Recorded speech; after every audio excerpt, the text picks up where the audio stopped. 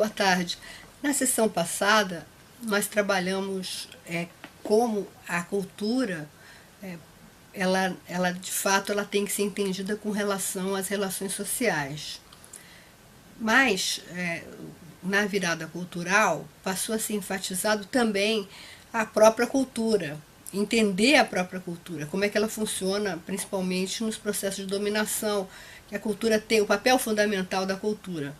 Antes de tratar propriamente do rol, que já foi discutido por outros alunos, que foi apresentado por outros alunos, aqui eu vou trabalhar com a crítica cultural e antropologia. Como é que, o que a crítica cultural e antropologia está criticando?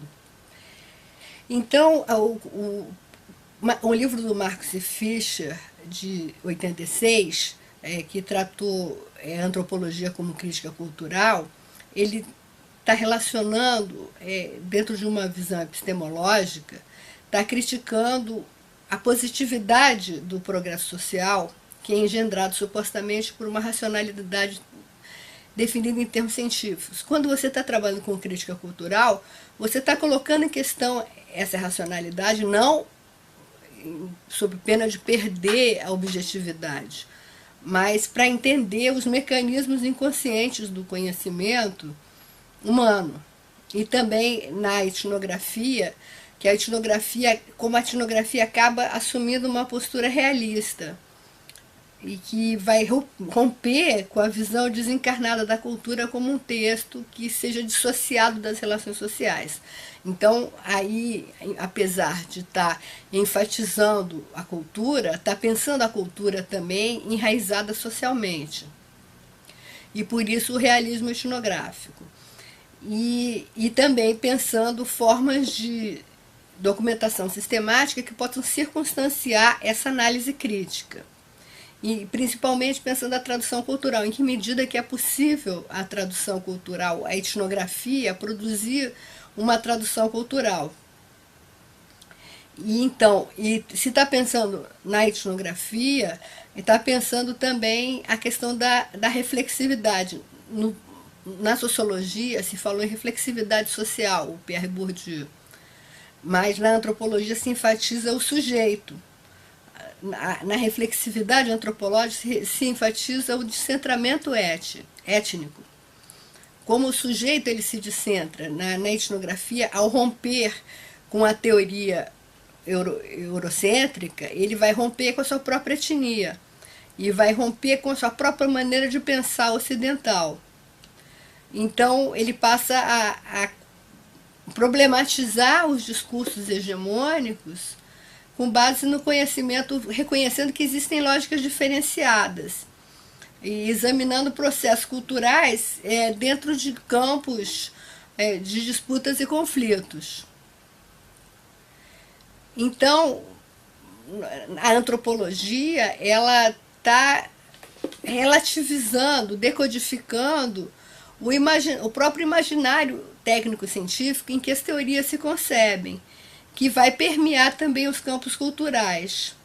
Então, aqui eu trabalho na coordenação de História da Ciência do MAST, a gente tem uma preocupação com uma análise histórica, de História da Ciência, e eu trabalho com o papel da antropologia nessa história, ou seja, é o descentramento e reflexividade antropológica, na medida que você vai perceber que você tem outras formas de ver o mundo e de considerar o mundo que são igualmente válidas e que não seriam pré-científicas. Né? O pensamento indígena ele também está inserido no mundo da ciência, mas de uma outra maneira, quer dizer, considerar que existem outras maneiras de pensar. Então, o texto da Sherry Ortner, que foi lido, ele está enfatizando, ele parte da hermenêutica do Geertz e da antropologia interpretativa, a partir de 73, como que o Geertz trabalhou com esse enxerto antropológico, enxerto hermenêutico na teoria antropológica. Então, de uma certa forma, há uma continuidade com o conceito boasiano de cultura, mas uma visão não salvacionista e não essencialista da cultura, como os boasianos às vezes praticaram. E não, justamente, aí paralelo às teorias sociológicas, do Weber, que é a crítica do sistema de dominação e de autoridade, de poder, e Foucault também, com a crítica à cultura como sujeito e objeto de disputas políticas.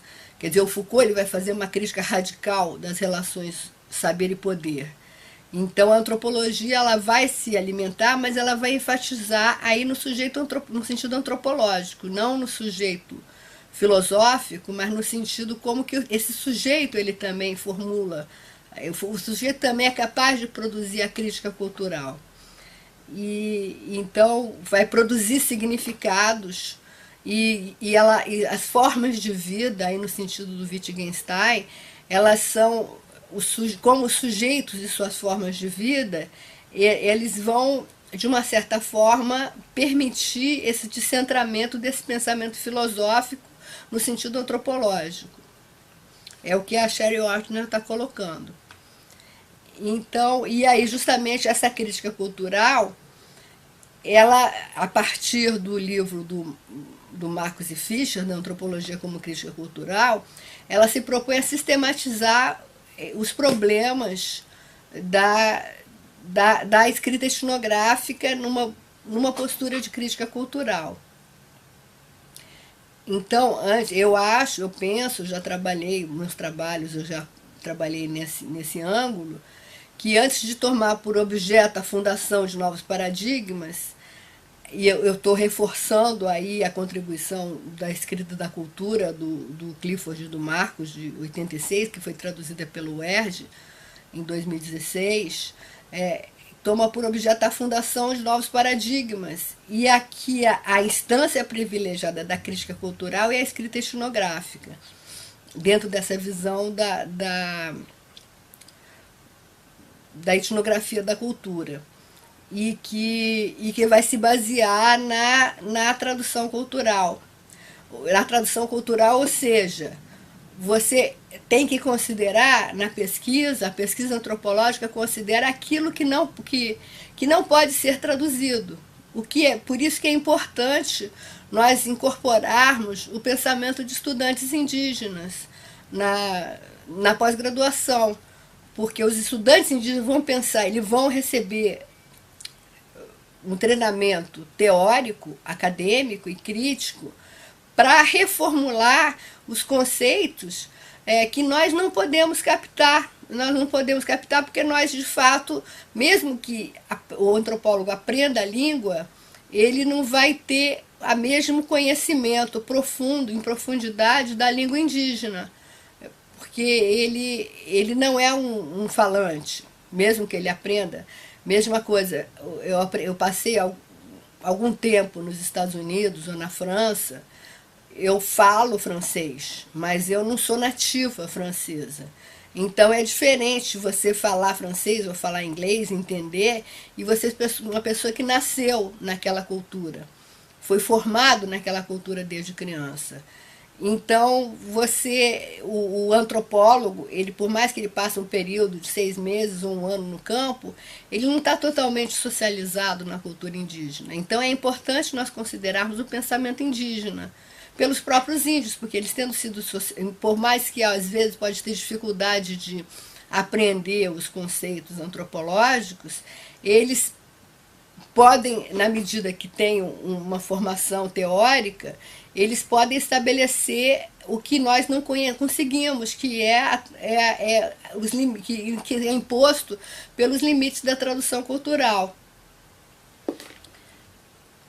Então, quer dizer, eu estou considerando o trabalho da Sherry Ortner, que é muito importante, mas na antropologia brasileira você já tem o Roberto Cardoso, que já no texto de 98, quando ele fala das matrizes da antropologia, ele considera que existe algo novo a partir de Clifford Geertz, e que é desenvolvido pela crítica cultural e antropologia, que é o que o Cardoso chama de enxerto hermenêutico.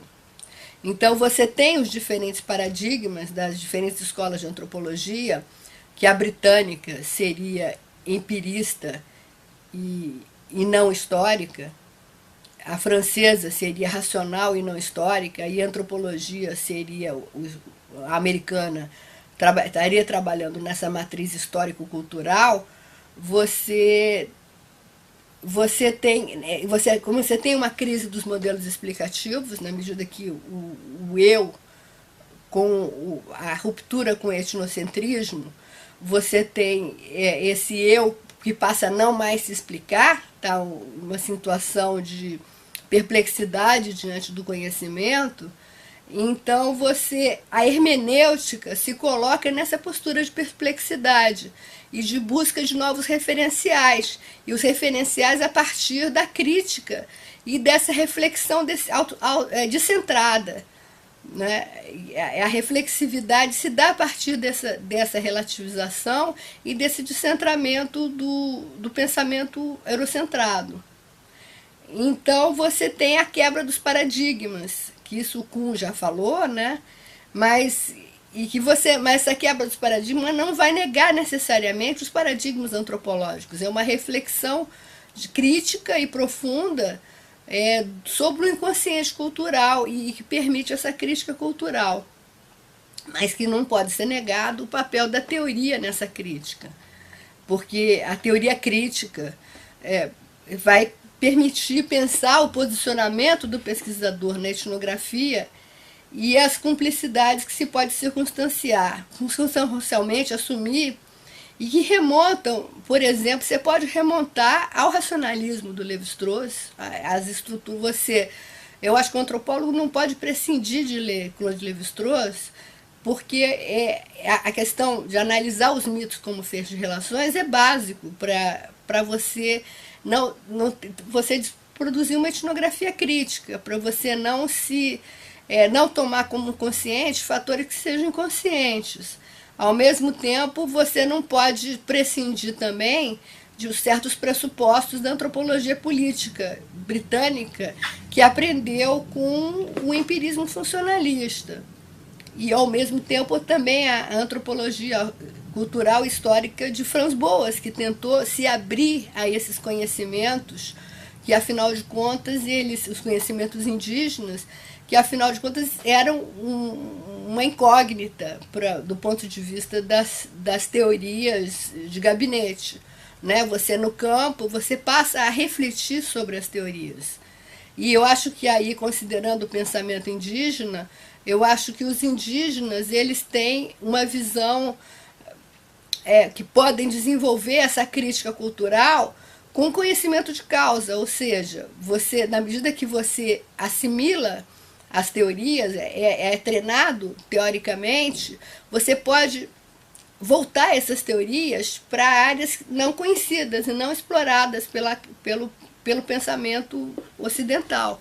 Porque nós, antropólogos, estamos desenvolvendo, afinal, as nossas teorias nessa episteme ocidental. Então, a maneira de romper é um diálogo com o pensamento indígena, e que tem que incorporar nesse diálogo os próprios indígenas. E também uma perspectiva de gênero, não só os indígenas, mas as indígenas. As estudantes indígenas e os estudantes indígenas. Então, pensando na história da antropologia, é importante a contribuição do George Stocking, que vai colocar em jogo a análise do passado histórico da antropologia e pensar as continuidades e as descontinuidades. A Ragnar Darnell, ela tem uma perspectiva histórica e pensando não as genealogias do conhecimento, e que existe, por exemplo, uma continuidade entre Franz Boas e Clifford Geertz, e entre o Julian Stewart e o Boas. Existem descontinuidades, mas também existem continuidades. E pensar de um lado e de outro. Né? E então o movimento cognoscente deve colocar sob suspeita os pressupostos e pensar também que existe um interdiscurso que o próprio pensamento indígena também está imerso. É o discurso que é um pré-construído, faz que todos pensem da mesma maneira. Então, a gente tem que procurar estar aberto para o desconhecido e não para a repetição do mesmo. E sim pensar a teoria e o conhecimento e a etnografia como um quebra-cabeças. Você está montando um quebra-cabeças a partir, claro, o que te deixa perplexo, a perplexidade diante daquilo que é menos conhecido. Claro que você parte do que é mais conhecido, mas nesse jogo com o que você não conhece, que é o que te desperta a curiosidade científica. Mas não desconsiderar as relações de poder que são inerentes à produção de conhecimento, que estão entranhadas na tradição colonialista da antropologia, que faz que as ideias apareçam como fora de lugar, ou seja, nós aqui no Brasil, nós estamos, às vezes, pensando atrasados, as teorias chegam atrasadas ao Brasil. E, ao mesmo tempo, você pode produzir teorias e questionamentos novos, mas não deve desconsiderar os conhecimentos do passado também, e dos paradigmas que são produzidos em países europeus ou norte-americanos, e como que esses paradigmas podem ser desmontados e remontados segundo o referencial de diferentes do local, do saber local, do conhecimento local. Então, eu acho que, nesse ponto de vista, você vai desnaturalizar as concepções antropológicas de autoria, de propriedade intelectual, de identidade, e você aí colocar em prática a reflexividade antropológica. Então, você vai apropriar conteúdos culturais que não necessariamente estão determinados do ponto de vista econômico.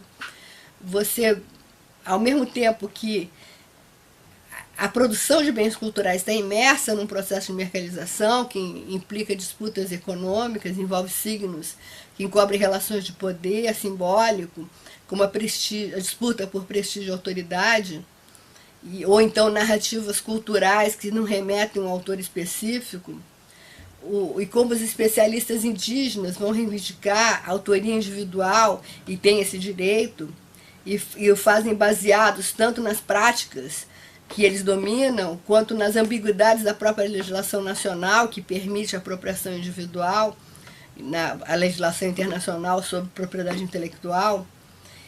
Mas na antropologia cabe fazer uma análise circunstanciada dos sujeitos que produzem essas narrativas e aos quais essas narrativas se referem, circunscrevendo as trajetórias e mostrando o que está por trás dos discursos de alguns sujeitos sociais escolhidos, ou seja, tem que pensar na cultura como um conjunto de relações, não apenas entre a cultura, como diz o Elias, a sociedade dos indivíduos, mas uma cultura que determina o pensamento, condiciona o pensamento dos indivíduos, mas que os indivíduos também têm, como diz a Sherry Ortner, eles, ou os sujeitos indígenas, eles podem produzir mais do que os indivíduos, eles estão abertos a uma crítica cultural, eles podem produzir uma crítica cultural que não corresponde exatamente com o conhecimento dos especialistas. Então você não pode restringir os direitos coletivos ou pensamento indígena a uma questão de apropriação individual.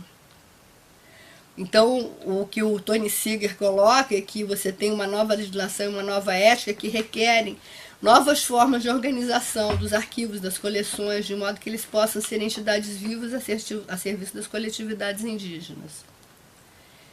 E a situação colonial, que vem submetendo e dispersando a identidade indígena, deslocando seus lugares de enunciação e relegando suas manifestações culturais a lugares sociais nos quais se projetam os rastros do sujeito descentrado e fragmentado. Eu acho que a crítica cultural ela está produzindo um conhecimento que tenta fazer emergir esses saberes que são colocados numa posição subterrânea. E ele vai reelaborar esses processos que podem estar colocados como inconscientes, mas eles podem reemergir e ser dentro de um processo de produção da crítica cultural.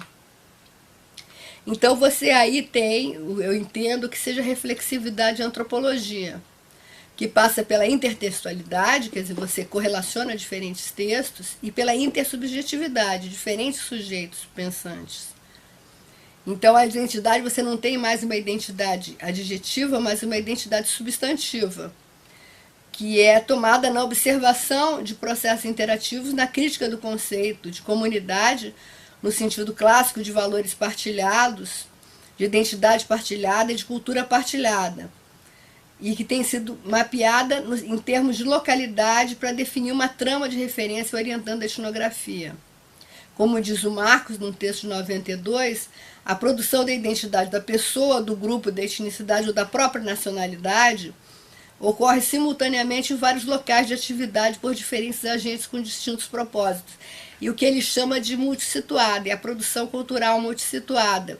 Não apenas porque o local está em relação com o global, mas também que o sujeito, ele, quando ele está produzindo a crítica cultural, ele está interagindo com diferentes teorias e com diferentes paradigmas. Então é um pensamento multissituado, porque você dialoga com a antropologia britânica, a antropologia política, ou dialoga com o estruturalismo francês, ou dialoga com a antropologia cultural americana, mas você está no contexto brasileiro, amazônico, latino-americano, então você não abre mão de dialogar dos diálogos das relações com as relações internacionais da antropologia, mas você também está voltado à compreensão de processos locais. Mas, ao mesmo tempo, considerando que é impossível justamente ou ficar numa torre de marfim ou ficar no isolamento, encapsulamento étnico. Você tem o pensamento crítico, ele está inserido em processos de modernização, inovação tecnológica, interação com as mídias eletrônicas, e esses novos meios contribuem para a diversificação dos papéis assumidos pelos atores sociais. Então, citando Jorge Marcos, a etnografia transforma a concepção realista de história, uma vez que instila, expressa e mesmo determina a construção de identidades pessoais e coletivas em um local, estudando que é sinônimo da própria construção da identidade, mas é uma identidade que é um processo, como nós vimos na sessão passada. Você não está pensando numa identidade essencializada, você está pensando numa identidade processual e crítica, uma identidade também como crítica cultural. Então você vai, que implica escolhas, o processo de identificação implica escolhas e implica uma reflexão sobre as referências aí do etnógrafo, nós vimos isso no texto do Melati, e sobre os processos observados. E dentro de uma análise que você não pode se deixar levar por essas ideias que são pré-construídas. Você tem que buscar um pensamento. No pensamento crítico, você está construindo algo diferente do que é repetido, do discurso repetitivo. E não deixar de considerar o campo jurídico em que se constrói os movimentos sociais. Bom, esse o meu recado para a sessão de hoje. Eu vou mandar as perguntas por escrito, mas as perguntas eu acho que são mais nesse sentido do que seria a reflexividade antropológica e qual o lugar do pensamento indígena nessa reflexividade antropológica e como no descentramento do pensamento eurocêntrico, como considerar, como praticar a crítica cultural em antropologia. Obrigada.